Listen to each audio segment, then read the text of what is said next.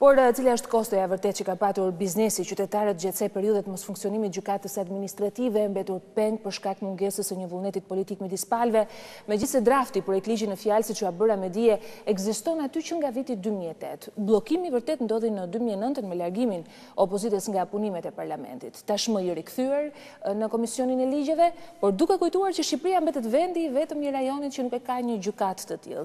Gjithsesi, për të kuptuar realisht përfitimet e ngritjes së gjykatës administrative dhe sa optimizëm ka biznesi në vetvete në funksionimin normal edhe të punës së nisur për shqyrtimin e tij, në studio kam ftuar administratorin e përgjithshëm të Konfindustrisë, zotin Gjergj Buxhuku. Zoti Buxhuku, mirëmbrëma. Mbrëma. Faleminderit që pranuat ftesën për të folur për të disatën herë për gjykatën administrative, madje edhe në këtë studio. Jeni optimist se kalimi i sotëm gjithsesi do të krijojë mundësinë për çeljen sa më shpejt se gjykata?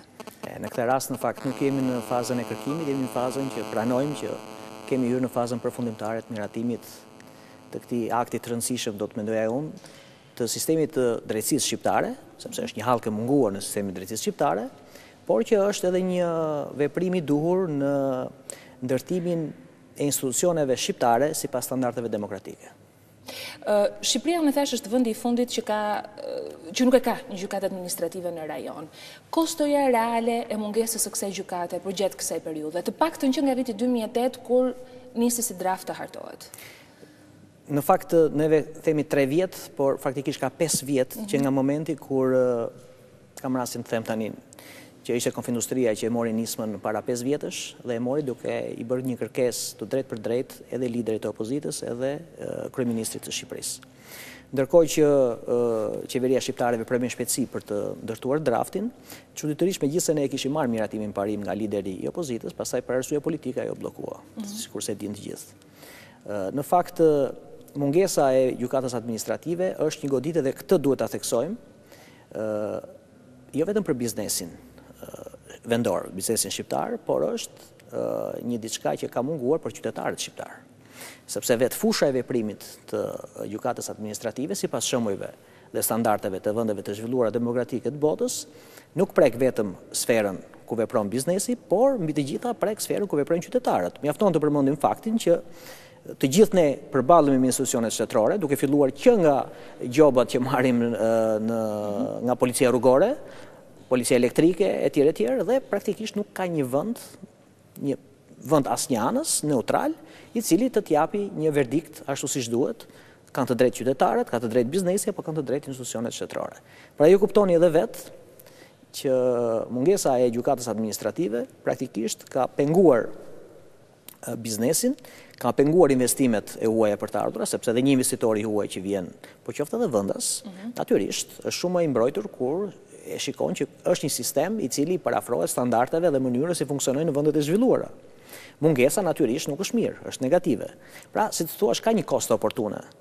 Njëkohësisht është edhe për qytetarët shqiptar, ishte një mungesë e pafalshme, aq më tepër tani, kur e shikojmë që vetë qytetari shqiptar është tepër i avancuar në sjelljen e tij, në mënyrën e tij se si përballon edhe sjelljen e institucioneve shtetërore dhe natyrisht të gjithë e kanë kërkuar dhe kanë mbështetur. Natyrisht për post qytetarit, biznesmenit shqiptar apo të huaj në këtë rast që do të kërkonte një instancë të tillë drejtësie, ka qenë faktori ndërkombëtar shumë i përfshirë. Madje kujtoi qeverinë amerikane, e cila vuri edhe një fond në dispozicion për ndërtimin e gjykatës administrative praktikisht i djegur. Sa e kemi bestisur, nëse mund ta themi me thonjë, se faktori ndërkombëtar me këtë lloj kapriçoje të natyrës politike. Ju e thatë bukur, faktikisht neve bëjmë kapriço dhe atëre kur bota është në telashe shumë të mëdha. Kjo është edhe më e rëndë. Domethënë, edhe fakti është që qeveria amerikane, drejt për drejt dhe nëpërmjet USAID-it, praktikisht jo vetëm që e mbështeti që në fillim nismën për ngritjen e gjykatës administrative, sepse ata e kanë të qarta se çfarë hallkash mungojnë, aq më shumë në sistemin e drejtësisë që është aq shumë i përfolur dhe aq shumë i domosdoshëm për të funksionuar siç duhet, për të mbajtur të gjithë strukturën demokratike të institucioneve shtetërore. Dhe praktikisht e ka mbështetur jo vetëm financiarisht me fondin për gati $2 milion të dedikuara krejtësisht këtij projekti, por njëkohësisht e ka mbështetur edhe në planin moral koalicionin që u krijua për ngritjen e gjykatës administrative. Tani unë besoj që politika shqiptare shpresoj që të ketë mësuar që ti kërkojnë ndjesë në fakt, ti kërkojnë ndjesë qytetarit shqiptar, ti kërkojnë ndjesë biznesit shqiptar, por ti kërkojnë ndjesë edhe ndërkombëtarëve, miqve tanë ndërkombëtar, sepse theksoj edhe një herë, nuk është mirë, dhe sidomos në kohën e telasheve të mëdha që ka gjithë bota, duke filluar dhe nga vetë Shtetet e Bashkuara të Amerikës, ne të bëjmë kapriçe të tilla, kur themi refuzojmë edhe ndihmën bujare që ata japin me parët e taksapakusëve të tyre.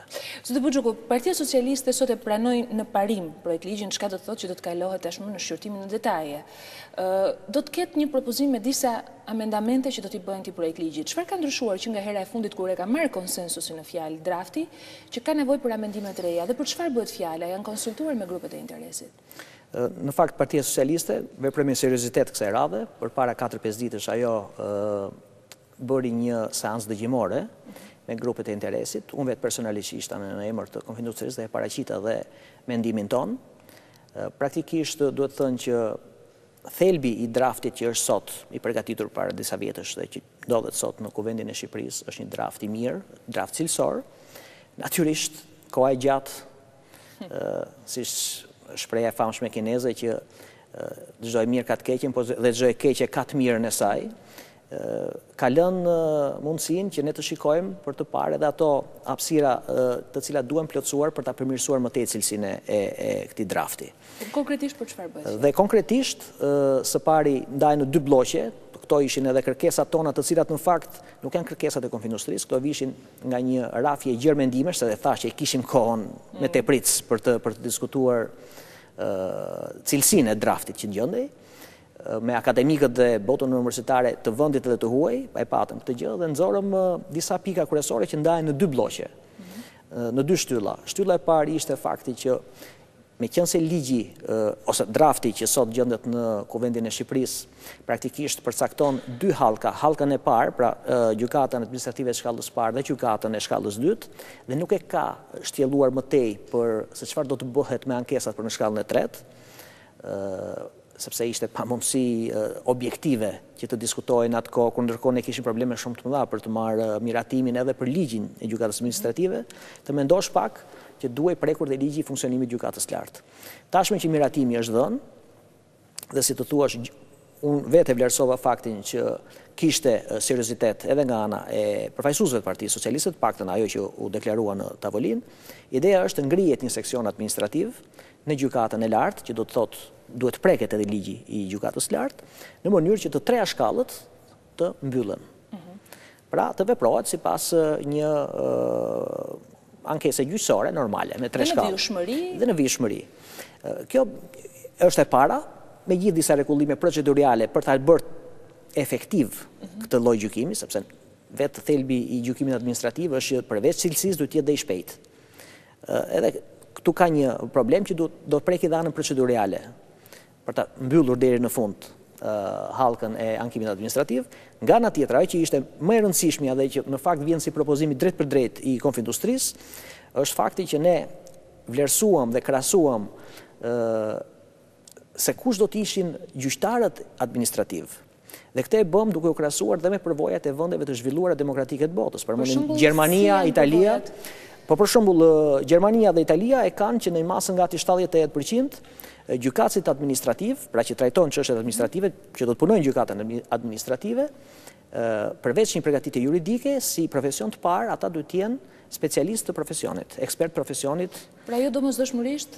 Jo domosdoshmërisht, jo vetëm, pra nuk duhet të jenë vetëm që të kenë fakultetin e jurisprudencës, por duhet të jenë inxhinier, duhet të jenë kontabilist, duhet të jenë financier, pra ekspert të fushës që trajtojnë gjykatë administrative, dhe kjo bëhet është bërë nga ata dhe që ne shpresojmë që ta bëjnë edhe këta tanët, për faktin sepse ju e kuptoni që kemi duhet bëjmë me gjykime administrative që gjyqtari nuk duhet kuptoj thelbin e problemit dhe nuk duhet të jetë procedurën. Pra jo vetëm procedurën, por duhet kuptoj thelbin e problemit dhe jo të jetë rob 100% i një eksperti të jashtëm të ftuar. Të paktën thelbi duhet të kuptohet dhe këtë mund ta kuptoj shumë mirë një që është i profesionit. Pra një që ka një çështje kontabile, është një kontabilist, është një financier, është një inxhinier për çështjet të cilat trajtohen.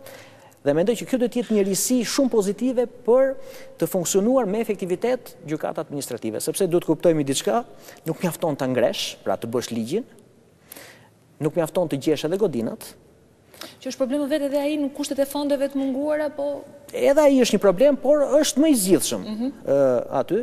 Problemi vjen tek njerëzit, sepse janë njerëzit që do ta zbatojnë këtë ligj. Dhe ky është edhe një, si të thuash, një dëshirë e jona që ata që do zbatojnë këtë ligj, të njëkohësisht të jenë dhe ekspert të fushës administrative, pra të rasteve administrative që ata do të gjykojnë. Në kontaktet që ju keni me palët, le të themi, ato që në fund ditës do duhet japin votën e tyre, keni marrë një konsensus para prak në lidhje me këto propozime dhe shpresoni që do të kalojë në kohë kjo gjë? Për hir të vërtetës, duhet të thënë që të paktën për ngritjen e seksionit administrativ është marrë një konsensus. Pra janë të gatshëm që të bëjnë ndryshimet e duara dhe në ligjin e funksionimit të gjykatës lartë për ta mbyllur çështjen e seksionit administrativ. Për sa i përket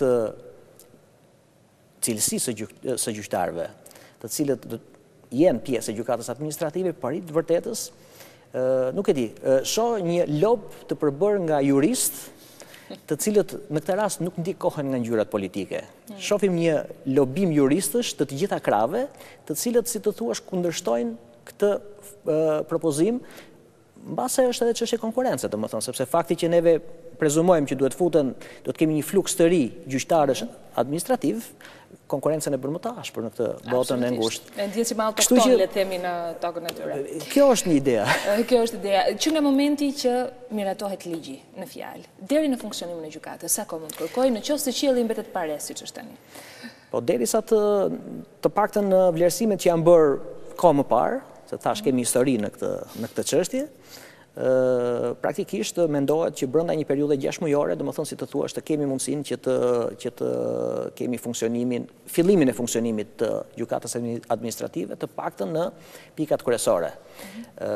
Praktikisht me sa jemi ne në dieni, në fakt qeveria që përpara 3 vjetësh i kishte parashikuar burimet edhe fizike, pra ndërtesat, se ku do të ndodheshin gjykatat, por ju kuptoni që këtu është edhe një proces pastaj vlerësimi që lidhet dhe me atë çka thamë përpara, me emërimet e gjykatësve, me përcaktimin e procedurave, të akteve në ligjore të cilat ndodhen, por mendoj që me një vullnet të mirë për një periudhë 6 muajore mund të bëhet e mundur funksionimi. Dhe shumë shkurt zoti Buxhuku e di që është e pamundur sepse bëhet fjalë për një problem i cili prek të gjithë Europën, në kushtet e krizës aktuale në Europë dhe të gjendjes aktuale në cilën në Shqipëria, raporti që ne kemi, qoftë me shitjet, tregtinë, prodhimin e brendshëm, ashtu edhe raport që kemi me eksportet dhe tregjet ndërkombëtare. Si shohin Shqipërinë në këtë moment? Biznesi është ende i shqetësuar, i frustruar? Duhet kemi parasysh që të paktën ndjesia që unë kam nga raportet e shpeshta që kemi me homologët tanë jashtë vendit, kontakte shumë të shpeshta të cilat siç duket janë shpeshtuar jo vetëm nga ana jon, që gjithmonë kanë qenë, si to se ne kërkonim më tepër, por tashmë shikojmë me atë që mund të quhet optimizëm, dhe unë do të thosha që me gjithmonë është optimizëm, tani është rritur interesi i biznesit të vendeve të zhvilluara, të paktën të Bashkimit Evropian, për të zbuluar tregjet e reja të cilat ndodhen më afër se sa vendet e Ballkanit Perëndimor nuk ka, domethënë. Le ta cilësojmë të virtyt të krizës europiane që mund, ose më mirë këtë moment të krizës që mund shndrohet në virtyt për ne. Drejt, shumë drejt, domethënë unë them që pikërisht kriza mbase nuk është fjala e drejtë që mund ta themi, por mendoj që krizat, si thua, janë një nga ato proceset vendimtare që në fakt e kanë shëndoshur në vazhdimsi ekonominë e tregut. Dhe unë mendoj që kriza edhe tek ne, mendoj që më shumë do të ketë element pozitiv se sa element negativ. Një nga elementet pozitiv, shumë të rëndësishëm është fakti që për herë të parë ne gjendemi përballë një momenti në të cilën interesi është realisht i rritur nga ana e biznesit të vendeve të zhvilluara të Bashkimit Evropian të paktën për të zbuluar tregjet e reja. Sepse ju kuptoni që në kushtet kur një biznes ndodhet qetë, është i rehatshëm në vendin e tij, siguron fitimet e tij, ai nuk e ka atë riskun s'ka ta marrë kaq thjesht, domethënë, ndërsa kur punon në treg të saturuar, treg të mbyllur, treg të maturuar, kur shikon që ka probleme brenda tregut të mbyllur në cilën ka funksionuar deri tani, natyrisht ai e ka të domosdoshme, e ka të nevojshme si shkallë e parë, mos të domosdoshme për të zbuluar tregjet e reja dhe të riskoj, e të rrezikoj. Me çfarë joshim ne në këtë rast? Tani këtu është një moment tjetër, dallojmë dy plane, dallojmë planin si të thuash, psikologjik edhe mediatik edhe të marketingut si shtet, të cilën unë mendoj që ne ende kemi probleme, dhe kur them që kemi probleme edhe për vende si Italia, imagjinoni se ç'ndodh me vende të cilat janë më larg nesh, edhe që interesi ndaj nesh, domethënë e kanë më të vogël, fillon të zvoglohet. Praktikisht ne duhet të investojmë si shtet, mendoj unë, të gjithë bashkë, në fakt, jo vetëm shteti, por të gjithë institucionet, përbërëse publike dhe private, përfshirë edhe ne, të cilët e bëjmë të punë, për të bërë një marketing pozitiv, ose të paktën jo pozitiv, por realist, se çfarë ndodh në Shqipëri. Unë do të them që gjendja në Shqipëri nuk është shumë e mirë se sa ç'ndodh në rajon, po është një gjendje normale, është një gjendje e mirë, nuk ka pse të bëhen diferenca. Jemi të pranueshëm për investitorët e huaj, sikurse mund ndodhi me çdo vend tjetër të Ballkanit, për mos thënë edhe të pjesëve që sot janë shtetet të Bashkimit Evropian. Nuk bëjmë asnjë diferencim, duhet të bëjmë një marketing pozitiv për të treguar realitetin që ekziston në Shqipëri, që mos kemi vetëm reminiscencat e ngjarjeve të hidhura të dekadave të kaluara, nga një anë, dhe e dyta është problemi që ne realisht duhet i tregojmë investitorëve të huaj, të cilët janë të bindur psikologjikisht që duan të zbulojnë tregjet e reja, që ne kemi disa element që i bëjmë që të jemi joshës për ata. Fatkeqësisht deri më sot neve ende, si thua, jemi joshës me fuqinë relativisht të lirë të fuqisë punëtore, të punës, me çmimin relativisht të lirë të fuqisë punëtore, për cilën praktikisht sot në kushtet e tregjeve të mbyllura të cilat ata kanë, të vështirësive që ata kanë, na bën tepër konkurencial, dhe njëkohësisht është edhe politika shumë, ta quajmë, shumë joshëse për ata, nxitëse, e taksës së sheshtë. Pra, normalisht ne mund të bisedonim me orë të tëra me ata, po kur vinte momenti që ne i thoshim, shiko, se neve kemi një taksë së sheshtë për 10%, kemi një fuqi punëtore që ta quajmë është tek 500 euro në muaj, me njerë fillon të tjetër interesim, fillon të tjetër shtys nga ana e tyre për të parë me interes ardhjen në tregjet e Shqipërisë. Me këto iskra optimizmi, atëherë le ta përmbyllim dhe këtë bisedë. Zoti Buxhuku, e mora nismën më njëherë nga fakti i dhënë një sinjalit pozitiv në Komisionin e Ligjeve për Gjykatën Administrative, çka do të thotë që në ditët në vijim do të kemi një tjetër mundësi për diskutuar edhe më gjerësisht për problemet e biznesit në Shqipëri, por edhe mundësitë e përfitimit në kushte krize. Ju falenderoj për prezencën. Edhe unë falenderoj për bisedën e këndshme. Nderuar shikues, me zotin Gjergj Buxhuku, administratorin e përgjithshëm të Konfindustrias, bëm një diskutim lidhur me zhvillimet më të rëndësishme që mbriten nga Komisioni i Ligjeve.